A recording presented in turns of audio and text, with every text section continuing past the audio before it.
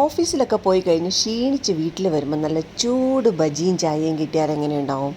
ഇന്ന് ഞാൻ ഏകദേശം ഒരു 6:30 കഴിഞ്ഞിട്ടാണ് കേട്ടോ വീട്ടിൽ വന്നത്. അപ്പോൾ രാജേട്ടൻ വിളിച്ചിട്ട് ബജി വാങ്ങിച്ചാലോ? ഞാൻ ഓ ആയിക്കോട്ടെ, വളരെ സന്തോഷം.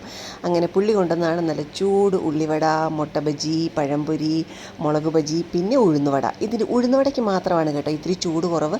രാജേട്ടൻ ചെല്ലുന്ന കാണുമ്പോഴേ നമ്മൾ സ്ഥിരമായിട്ട് വാങ്ങിക്കുന്ന ചേച്ചി ആയതുകൊണ്ട് എല്ലാം ഫ്രഷായിട്ട് നല്ല ചൂടോടെ ഉണ്ടാക്കി കൊടുക്കും. വായി വെക്കാൻ പറ്റത്തില്ല, അമ്മാതിരി ചൂടായിരിക്കും. ഇടയ്ക്കിടയ്ക്ക് മുളക് ബജിക്കകത്ത് മാത്രം ഉണ്ടല്ലോ ഭയങ്കര എരിവായിരിക്കും. ആ മുളകിന് അതെന്താണെന്ന് എനിക്കറിയത്തില്ല.